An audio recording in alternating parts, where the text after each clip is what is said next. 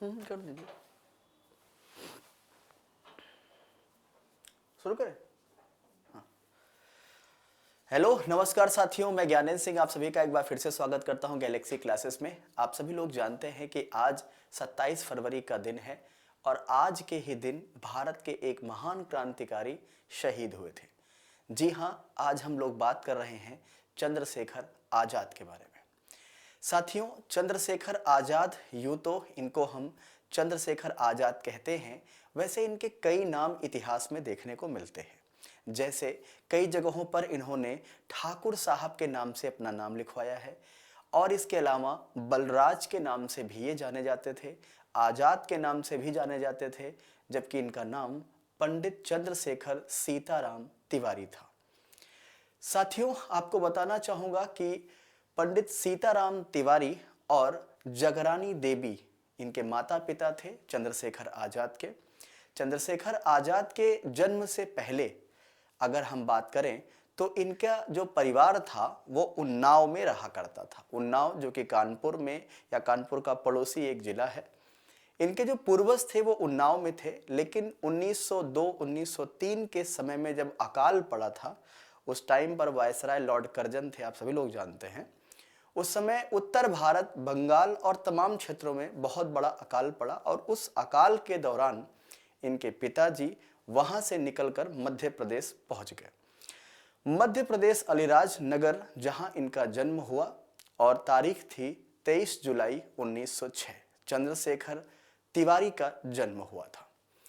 चंद्रशेखर का बचपन भीलों के बीच में बीता और कहा जाता है कि भीलों के बीच में इन्होंने तीरंदाजी सीखी और वही तीरंदाजी आगे चल करके इन्हें पिस्तौल चलाने में भी बहुत मदद करने वाली थी।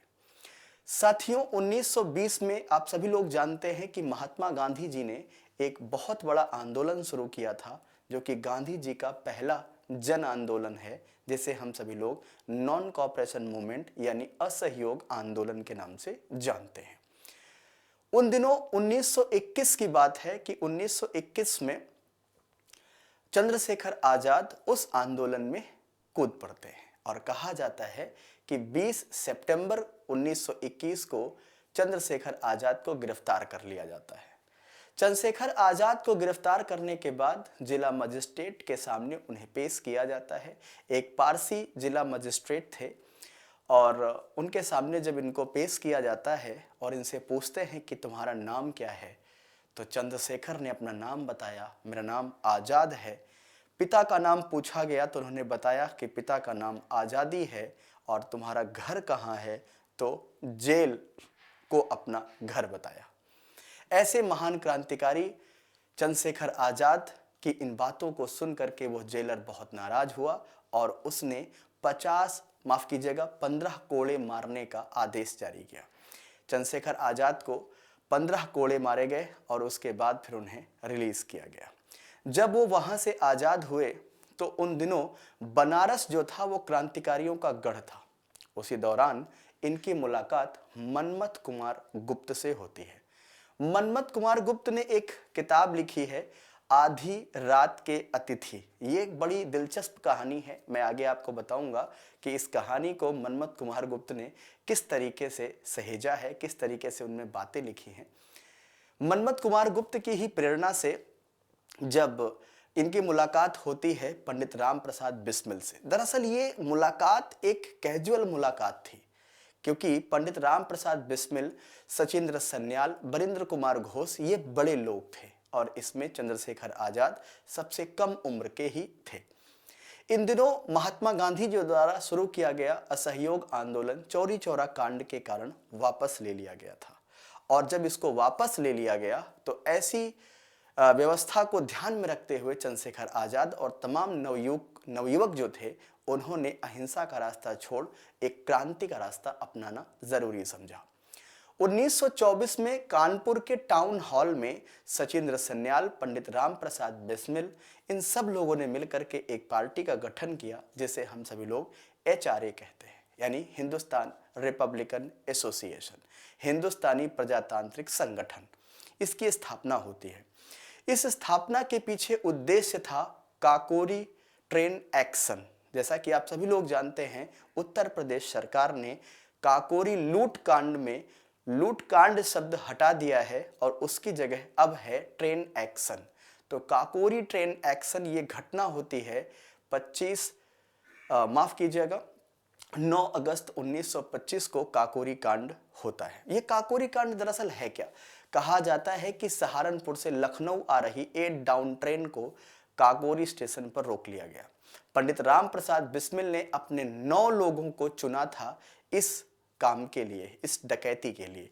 और कहा जाता है कि जब लूटकांड हुआ तो उस समय लगभग जितने भी लोग थे वो भागने लगे, उनमें से कुछ लोग पकड़े भी गए थे। लेकिन मनमथ कुमार गुप्ता और चंद्रशेखर आजाद को यह जिम्मेदारी दी गई थी कि ये सारे पैसे लेकर के आप लखनऊ पहुंचे। जबकि मनमथ कुमार गुप्ता और चंद्रशेखर आजाद ये 2 लोग ऐसे थे जिनको लखनऊ के बारे में विशेष जानकारी नहीं थी। मनमथ कुमार गुप्त ने अपनी किताब आधी रात के अतिथि, जो मैंने अभी जिक्र किया था, उसमें इन्होंने कहा है कि हम लोग उस पैसे को लेकर के गोमती नदी के किनारे किनारे होते हुए करीब घंटे सफ़र करने के बाद लखनऊ पहुँचे और उन पैसे को जो है पंडित राम प्रसाद बिस्मिल को सुपुर्द किया। लेकिन देखते ही देखते कुछ ही दिनों के अंदर ये सभी के सभी क्रांतिकारी गिरफ्तार होने लगे। उन दिनों 1924-25 के समय कानपुर से एक अखबार छपता था जिसका नाम है प्रताप, और उस प्रताप अखबार के संपादक थे गणेश शंकर विद्यार्थी। गणेश शंकर विद्यार्थी ने अपनी उस अखबार में हेडलाइन में छापा था कि भारत के क्रांतिकारी के 9 रत्न गिरफ्तार हुए थे। जबकि हम सभी लोग जानते हैं कि उन 9 रत्नों में केवल 8 लोग गिरफ्तार हुए थे। एक यानी कि चंद्रशेखर आजाद, जो अंग्रेजों को चकमा देकर बच निकले थे और वहां से वो बनारस पहुंच गए, और बनारस पहुंचने के बाद वो जगह जगह भ्रमण किए। बनारस के बाद झांसी, झांसी के बाद इलाहाबाद, और तमाम जगहों पर तमाम प्रकार के रूप लेकर के चलते थे। कहा जाता है कि उनके इतिहास को ध्यान में रखते हुए तमाम लोगों ने उनकी जीवनी लिखी, और वो कहते हैं कि सुभाष चंद्र बोस माफ कीजिएगा चंद्रशेखर आजाद का जो शरीर था वो एक गठीला शरीर, जो कि हाइट में अगर आप देखें तो 5 फीट 6 इंच उनकी हाइट थी, और उनके चेहरे से ये नहीं लगता था कि वो कोई बहुत बड़े क्रांतिकारी हैं, लेकिन ये आप कह सकते थे कि उनके चेहरे की जो भाव भंगिमा थी वो अलग अलग थी। कुछ इतिहासकार ये कहते हैं कि अगर वो चेहरे पर भस्म लगा लें और भगवा वस्त्र धारण कर लें तो लोग उनके पैरों में गिरने लगते थे। कई बार वो सूट बूट पहन लेते तो एक पुलिस अधिकारी की तरह लगते, सब लोग उनको सैल्यूट करते थे। तो इस तरीके से उनका रहन सहन था, और धीरे धीरे वो क्रांति में एक बड़ा नाम होते चले जा रहे थे। और उनके पीछे रीजन ये था कि काकोरी लूट कांड में जितने भी क्रांतिकारी पकड़े गए थे, राम प्रसाद बिस्मिल हो, ठाकुर रोशन सिंह हो, राजेंद्र नाथ लहड़ी हो, अशफाक उल्ला खान हो, इन चारों को फांसी की सजा हो जाती है। सचिंद्र सन्याल को आजीवन कारावास जेल हो जाता है, और उसी जेल में उन्होंने बंदी जीवन नाम का एक किताब भी लिखा है। जितने बड़े क्रांतिकारी थे वो सभी के सभी या तो उनको फांसी की सजा हो जाती है या फिर उन्हें आजीवन कारावास हो जाता है। अब उस एचआरए के जो सबसे बड़े और कह सकते हैं योग्य नेता बचे थे, वो केवल एक व्यक्ति बचे थे, और वो थे चंद्रशेखर आजाद जी।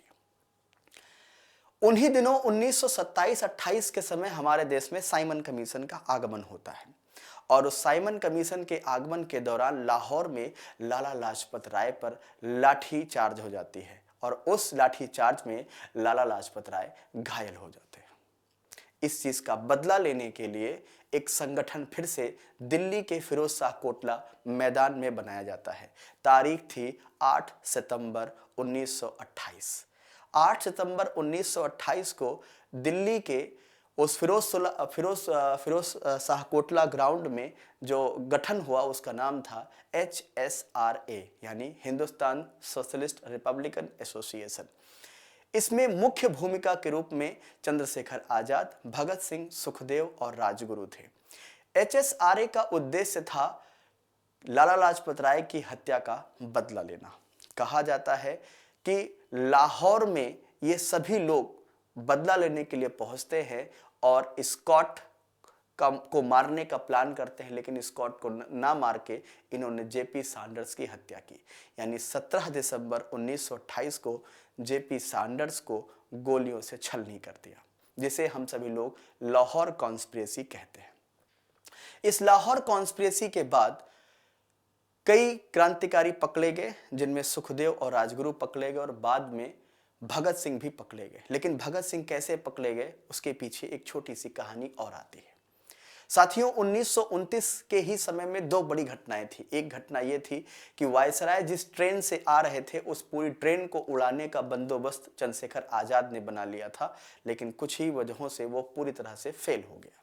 1929 में ही सेफ्टी बिल पास हो रहा था ब्रिटिश इंडिया में, उस समय पार्लियामेंट के अंदर, और वहां पर बम्बारमेंट की योजना बनाई जा रही थी।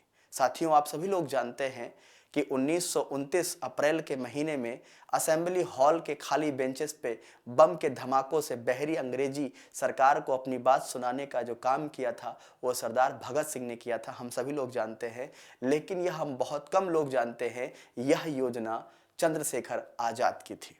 लेकिन सभी क्रांतिकारियों ने चंद्रशेखर आजाद को यह करने से मना कर दिया, क्योंकि वो सभी लोग जानते थे कि चंद्रशेखर आजाद ही हमारी रीढ़ की हड्डी हैं और हमारे संगठन का नेतृत्व कर रहे हैं। अगर ये खुद जेल के अंदर चले जाएंगे तो हमारा नेतृत्व कैसे होगा। तो साथियों, यहाँ पर सभी लोगों ने, सभी क्रांतिकारियों ने जो है चंद्रशेखर आजाद को उस बम कांड में जाने से रोका। भगत सिंह और बटुकेश्वर दत्त ने सहरसा इसको स्वीकार किया और कहा कि हम जाएंगे और अंग्रेजी सरकार जो बहरी हो चुकी है उसे अपनी धमाकों की गूंज से उन्हें सुनाएंगे। साथियों, भगत सिंह बटुकेश्वर दत्त जब असेंबली हॉल में गए थे तो उनके सपोर्ट में चंद्रशेखर आजाद भी गए थे। हम सभी लोग जानते हैं कि चंद्रशेखर आजाद को कोई देख नहीं पाया था, ना ही उनको कोई पहचानता था, इसलिए चंद्रशेखर आजाद को पकड़ना बड़ा मुश्किल था। कहा जाता है कि जब बमकांड हुआ उसके बाद इन लोगों ने अपनी गिरफ्तारी दी, उसके बाद फिर भगत सिंह, सुखदेव और राजगुरु पर लाहौर कॉन्स्पिरेसी के चलते इन पर फांसी की सजा सुनाई जाने लगी। तारीख थी 5 मार्च 1931। ये तारीख वो तारीख है जिसे हम सभी लोग दिल्ली पैक्ट या गांधी इरविन समझौता के नाम से भी जानते हैं। कहा जाता है कि गांधी जी और वायसराय इरविन के बीच में एक समझौता हुआ था, लेकिन यह समझौता पूरी तरह से सफल नहीं हो पाया था। लेकिन इस समझौते के दौरान एक घटना जरूर घटी थी, और वो घटना ये थी कि भगत सिंह की फांसी। कहा जाता है कि अगर गांधी जी चाहते तो भगत सिंह की फांसी रुक जाती, लेकिन गांधी जी से जब पूछा जाता था तो गांधी जी का यही कहना था कि भाई भगत सिंह खुद चाहते थे कि उन्हें मृत्यु आए। अर्थात कहा जाए कि 1931 में जो गांधी इरविन के बीच समझौता हुआ, वह समझौता सफल नहीं हो पाया, और सफल ना हो पाने की वजह से भगत सिंह, सुखदेव और राजगुरु की फांसी की सजा हो जाती है। साथियों, इस बात को लेकर के बहुत तरह के कंट्रोवर्सीज भी हैं, बहुत तरह की बातें भी हैं। मैं एक छोटा सा एग्जाम्पल देना चाहूँगा आप सभी को। मैं सरदार भगत सिंह के बारे में या चंद्रशेखर आजाद के बारे में, उन छोटे से लम्हों के बारे में एक छोटा सा जिक्र करना चाहूँगा। 2012 में जब कैमरून वाइट इंग्लैंड के प्रधानमंत्री थे, तो ऐसा कहा जाता है कि भगत सिंह के जो परिवार के जो लोग हैं, इन लोगों ने कैमरून वाइट से एक डिमांड किया था जब भारत में आए थे कि उस चार्जशीट को हमारे हवाले करें या हमें वो दिखाएं जिस चार्जशीट में भगत सिंह का नाम था। इसका मतलब ये है कि तमाम इतिहासकार ये मानते हैं कि लाहौर कॉन्स्पिरेसी, जिसमें जेपी सैंडर्स की हत्या हुई, उस हत्या में भगत सिंह का नाम दर्ज नहीं था, जबरदस्ती भगत सिंह का नाम उसमें दर्ज कराया गया था। इसका मतलब यह है कि वो उस स्पॉट पर नहीं थे, या उस स्पॉट पर रहे भी होंगे तो उस एफआईआर की कॉपी में उनका नाम प्रारंभिक तौर पर नहीं लिखाया गया था और बाद में उनका नाम ऐड किया गया था। तो इस बात से ये क्लियर हो जाता है कि भगत सिंह को जानबूझ करके उसमें डाला गया। और कहा जाता है कि कुछ ऐसे ही डॉक्यूमेंट्स लेकर के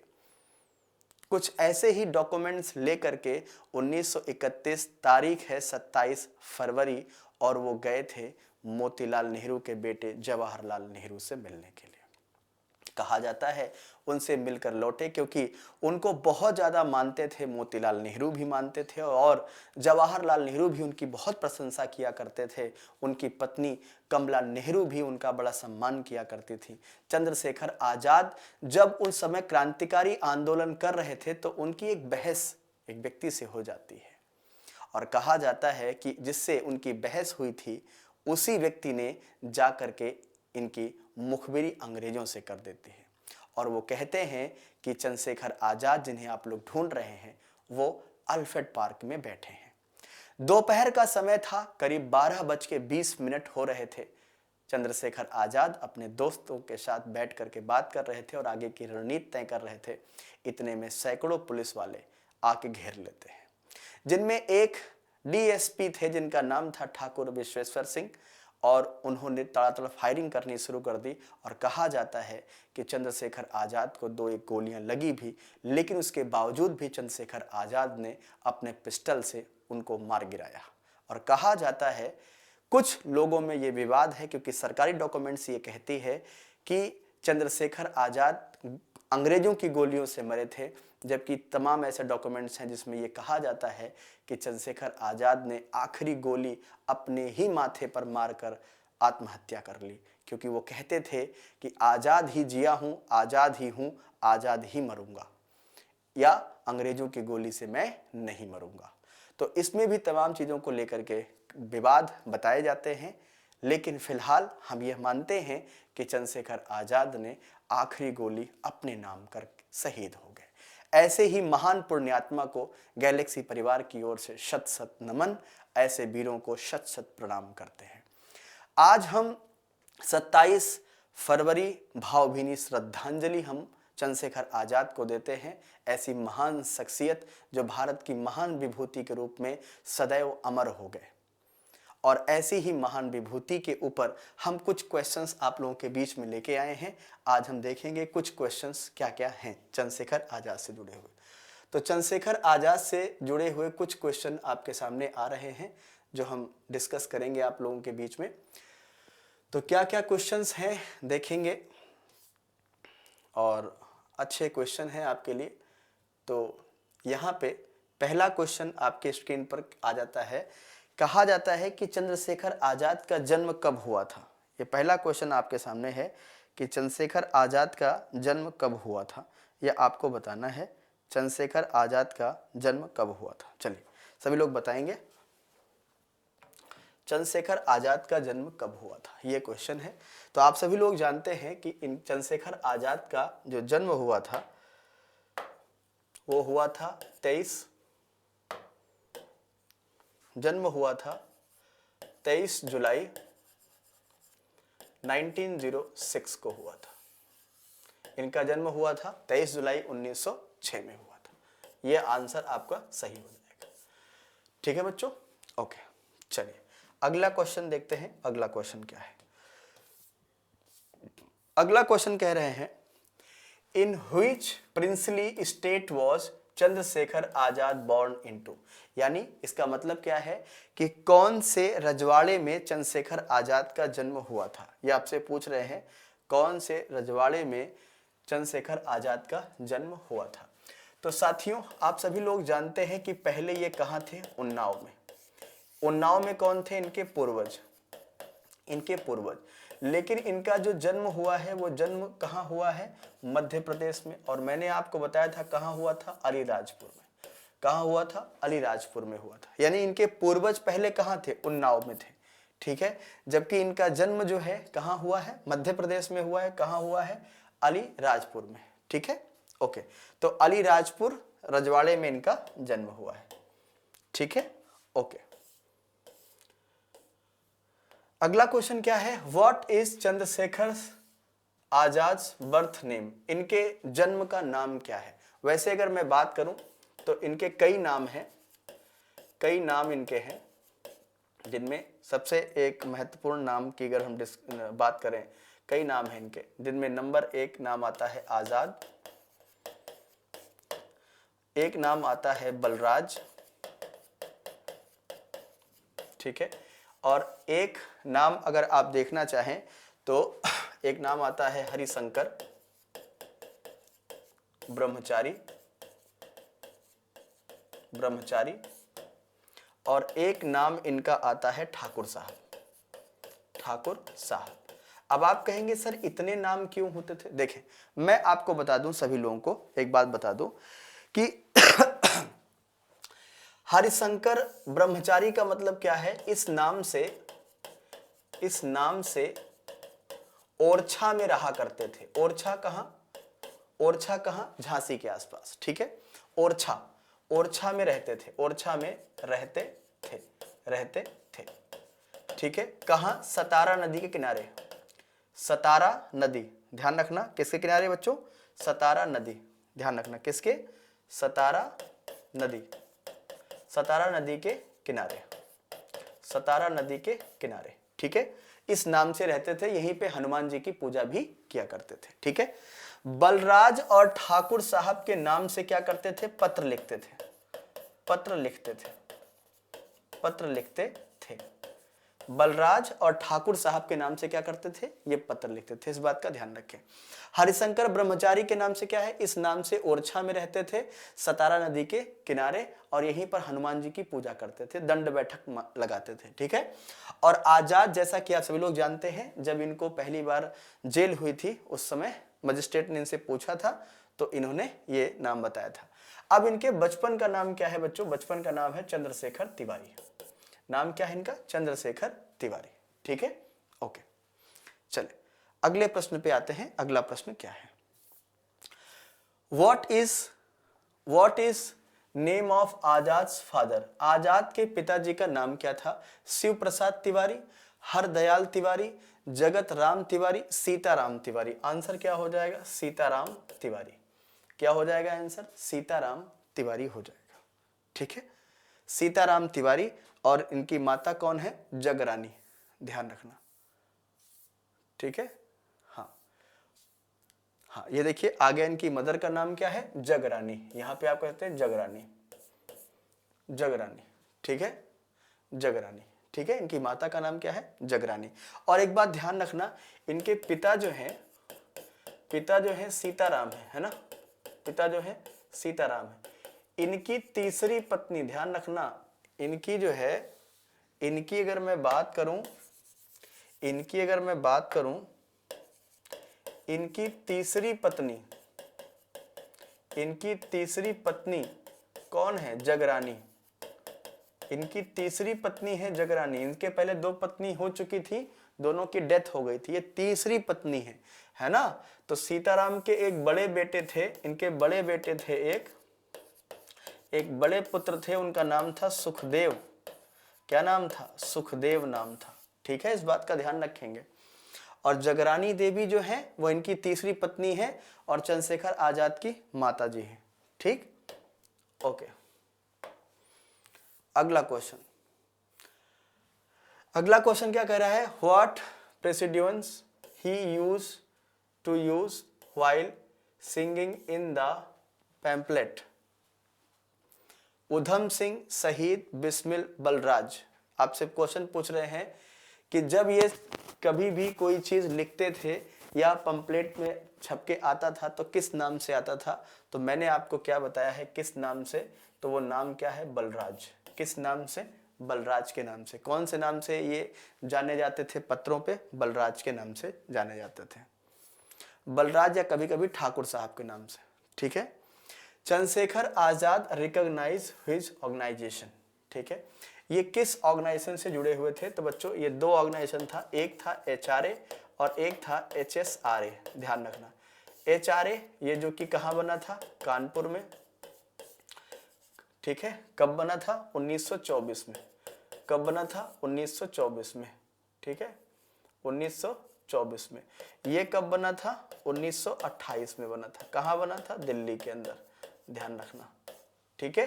तो हिंदुस्तान सोशलिस्ट रिपब्लिकन एसोसिएशन ये कर सकते हैं। इंडियन नेशनल कांग्रेस से इनका कोई संबंध नहीं था। राष्ट्रीय साम्य सेवक सिंह ये से नहीं था। ऑल इंडिया मुस्लिम लीग से इनका भी कोई संबंध नहीं था, ठीक है। ओके, चलेंगे अगले प्रश्न पे आते हैं। अगला प्रश्न क्या कह रहा है? At what age Azad participated non cooperation movement? कहा जाता है नॉन कोऑपरेशन मूवमेंट में जब इन्होंने पार्टिसिपेट किया था तो इनकी उम्र कितनी थी।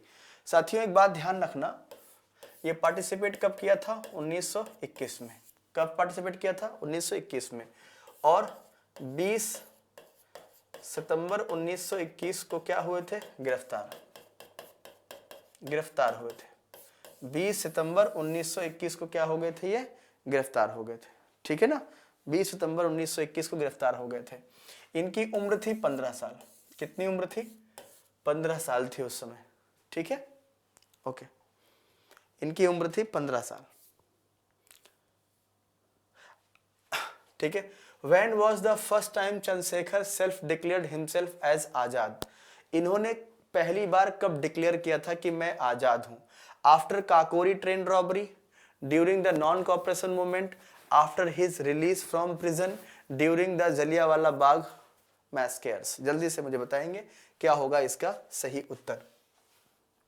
कब इन्होंने डिक्लेयर किया था बताइए।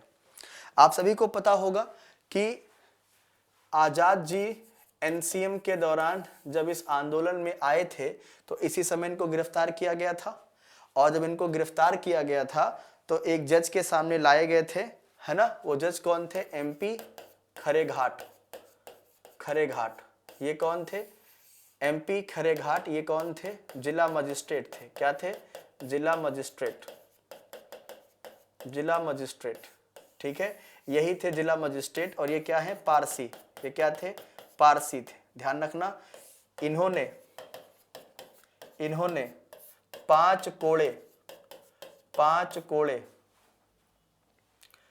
कोड़े मारने के आदेश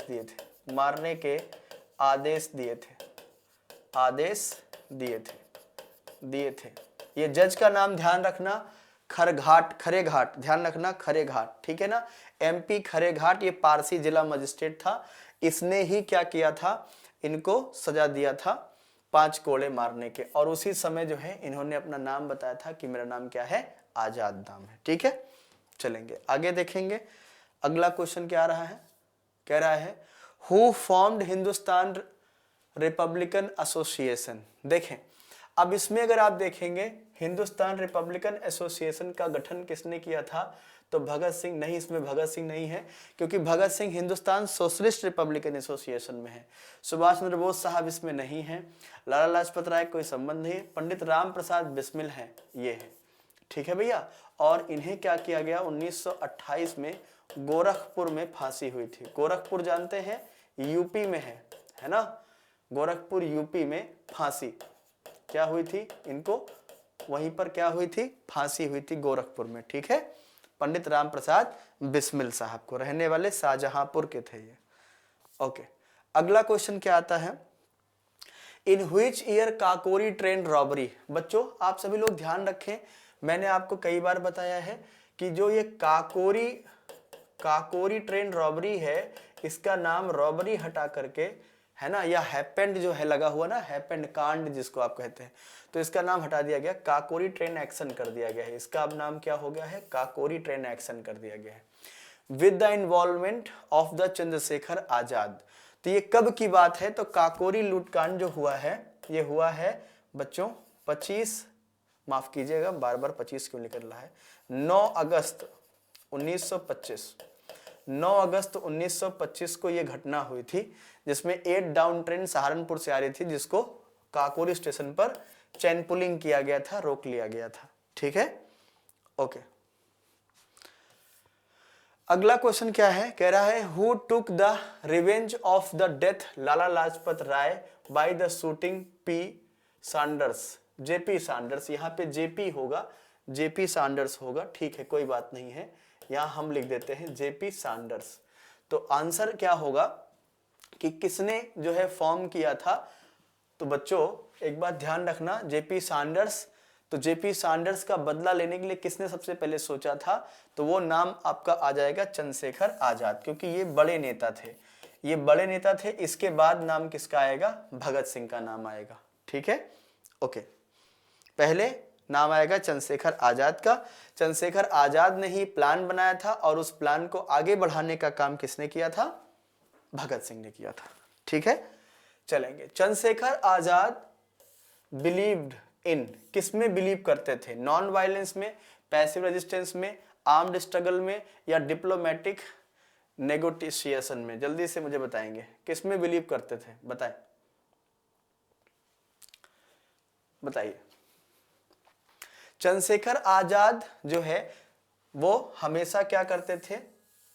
आर्म्ड स्ट्रगल यानी कि सशस्त्र संघर्ष, ध्यान रखना, या क्रांतिकारी संगठन कह सकते हैं। इनकी जो सोच थी, इनका जो विचारधारा था, इनका जो विचार या विचारधारा जो आप कह सकते हैं, वो विचारधारी नहीं, विचारधारा है ना, विचारधारा, इनकी विचारधारा जो थी ये कैसी थी? क्रांतिकारी, क्रांतिकारी। इनकी विचारधारा क्या थी? क्रांतिकारी विचारधारा थी। ठीक है, इस बात का ध्यान रखें। कैसी विचारधारा थी बेटा? क्रांतिकारी इनकी विचारधारा थी। ठीक, और एक बात ध्यान रखना, कभी कभी आपसे ये क्वेश्चन जरूर पूछता है परीक्षा में कि चंद्रशेखर आजाद जो है क्या वो नॉन वायलेंस गांधी जी के विचारों से मतलब विचारों पे चलते थे? तो उसका आंसर ये होगा कि शुरुआत में चंद्रशेखर आजाद गांधी जी के विचारों से प्रेरित हुए थे और उन्होंने उनके आंदोलन में भाग लिया था, लेकिन बाद में उन्होंने इस बात को महसूस किया कि आजादी का रास्ता इस तरीके से नहीं बल्कि कैसे? क्रांति तरीके से हम ला सकते हैं या ले सकते हैं। ठीक है, तो ये बात यहां पे आती है। अगला पॉइंट क्या आता है आपका?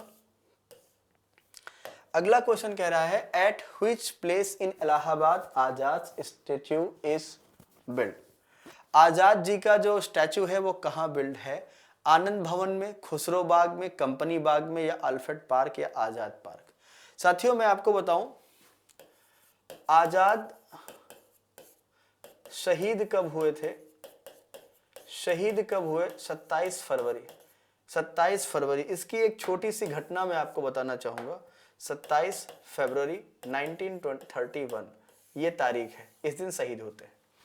इसकी एक छोटी सी घटना क्या है? एक छोटी सी घटना ये है कि जब ये शहीद हुए, आपने एक चीज देखा होगा कि जब सरदार भगत सिंह को फांसी की सजा हुई थी वो तारीख क्या था? 24 मार्च। लेकिन इनको फांसी कब हुई? एक दिन पहले, यानी 12 घंटे पहले दे दी गई थी। 23 मार्च को शाम को दे दी गई थी। ऐसा क्यों हुआ था? क्योंकि उस टाइम पे जो जज था जेसी हिल्टन, उसको इस बात का आभास था, जब उसने जजमेंट सुनाया था, उसको इस बात का आभास था कि अभी ये जवान जवान लड़के हैं, क्रांतिकारी आंदोलन के संगठन के नेता हैं, और इनको अगर हम फांसी ऑन डेट देंगे तो बहुत ज़्यादा भीड़ इकट्ठा होगी और उस भीड़ को संभाल पाना मुश्किल हो जाएगा। ऐसे में अगर हम इनको बिफोर टाइम फांसी दे देंगे और इनको जला देंगे या गाड़ देंगे, जो भी करेंगे, बाद में लोगों को मालूम होगा तो वो उतनी ज़्यादा आक्रोश नहीं दिखाएंगे। ठीक वैसे ही चंद्रशेखर आजाद के साथ किया गया था। मैं आपको बताना चाहूंगा कि चंद्रशेखर आजाद की जब मृत्यु हुई थी तो कहा जाता है कि उस टाइम पर जो अंग्रेज कमांडर था वहां जो गया था, चंद्रशेखर आजाद के मरने के बाद भी करीब करीब आधे घंटे तक उनके करीब नहीं गया।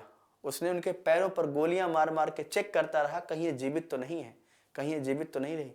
इतना डर था उसके अंदर। इसके बाद जब उनकी मृत्यु हुई तो लगभग उनके जेब में 438 रुपए के आसपास पाए गए। मतलब उनकी जेब में 438 रुपए थे, और उस टाइम पे 438 रुपए बहुत हुआ करते थे।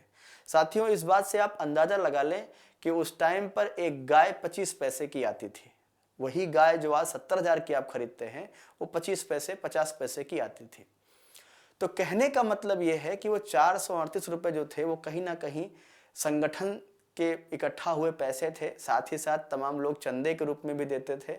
तो उन पैसों को आजाद जी इकट्ठा करके रखते थे और उन्हें अपने क्रांतिकारी कार्यों में लगाया करते थे। पुरुषोत्तम दास टंडन जी ने सरकार से निवेदन भी किया था कि हम चाहते हैं कि आप इनके अंतिम शव को जो है आप हमें दे दें, लेकिन सरकार ने डिनाई कर दिया कि नहीं, हम आपको नहीं देंगे। पुरुषोत्तम दास जी को उनकी डेड बॉडी नहीं सौंपी गई और उनके परिवार वालों के साथ बड़ा दुर्व्यवहार भी किया गया चंद्रशेखर आजाद जी के। और कहते हैं कि जब उन्हें मारा गया, मतलब शहीद हुए, तो वहां से निकल करके इनको ले जाया गया रसूलाबाद घाट, रसूलाबाद रसूलाबाद घाट, ये आपका पड़ता है प्रयाग में, ये आपके पड़ता है प्रयाग में, प्रयागराज, ठीक है। रसूलाबाद घाट, यहीं पर इनका क्या किया गया, अंतिम संस्कार किया गया, अंतिम संस्कार किया गया, अंतिम संस्कार किया गया। और कहा जाता है कि इनका अंतिम संस्कार दो बार हुआ है। एक बार क्या हुआ कि अंग्रेजों ने इनके चिता को आग लगा दी, जब लगभग चिता आधी जल चुकी थी, उसके बाद इनके जानने वाले पहुंचे और दोबारा इनको मुखाग्नि दी गई। यह आंदोलन इतना ज़्यादा बढ़ गया था, कहते हैं कि पूरे इलाहाबाद में शटडाउन हो गया अगले दिन, और एक तख्त बिछाकर काली चद्दर डाल करके और उनकी अस्थियों को उस पर सजा करके पूरे शहर में उन्हें घुमाया गया और जगह जगह लोगों ने पुष्प वर्षा की। और कहा जाता है कि जब रसूला घाट में इनका अंतिम संस्कार हो रहा था तो उस अंतिम संस्कार के मौके पर दो लोग वहां पर गए थे। एक गई थी कौन, कमला नेहरू, और इनकी 15 वर्षीय बेटी जिनका नाम है इंदिरा गांधी, 15 वर्षीय बेटी जिनका नाम है इंदिरा गांधी, ठीक है, या जिनको हम कहते हैं इंदिरा प्रियदर्शिनी गांधी, पूरा नाम है इनका। तो अल्फ्रेड पार्क जहां पर ये शहीद हुए थे, जिसे आज हम आजाद पार्क के नाम से, चंद्रशेखर आजाद पार्क के नाम से उसे हम जानते हैं, ठीक है, ओके। अगले प्रश्न पे आते हैं। अगला प्रश्न क्या कह रहा है, how and when Azad died, Azad की मृत्यु कैसे हुई थी, ये आपसे पूछ रहा है। He died of the natural causes, नहीं, 1950 में तो मृत्यु हुई नहीं थी, नहीं, ब्रिटिश द्वारा नहीं मारे गए थे। He died in the bomb explosion में भी नहीं थे। He shoot himself in a gun fight with the British in 1931. This is the correct answer. This is the correct answer. अगला क्वेश्चन देखेंगे। अगला क्वेश्चन क्या है, चंद्रशेखर आजाद was particularly skilled in using which weapons, मतलब ये कौन से वेपन का इस्तेमाल करते थे। अगर मैं बात करूं तो आप अगर इनके बचपन के बारे में पूछेंगे तो बचपन में ये तीर धनुष चलाया करते थे, और जब ये बड़े हुए तो ये पिस्टल चलाते थे, पिस्तौल, या इसको कह सकते हैं पिस्टल या गन कह सकते हैं, ध्यान रखना। तो Chandrashekhar Azad was particularly skilled in using which weapons, तो ये किसमें, गन में एकदम बिल्कुल स्किल्ड थे, निशानेबाज बहुत अच्छे थे, सही निशाना इनका लगता था, और ये निशानेबाजी इन्होंने बचपन में तीर कमान चलाते हुए सीखी है। अगला क्वेश्चन क्या है, Chandrashekhar Azad believed in the use of force and arm struggle against the British, what was his motto, क्या मोटो था चंद्रशेखर आजाद का जब वो संघर्ष कर रहे थे अंग्रेजों के विरुद्ध। Non violence is the only way, क्या अहिंसा से हमें या अहिंसा ही एक ऐसा रास्ता है जिससे हमें आज़ादी मिल जाएगी। पीसफुल रेजिस्टेंस अगेंस्ट ऑपरेशंस, यानी हमें शांतिपूर्ण तरीके से अंग्रेजों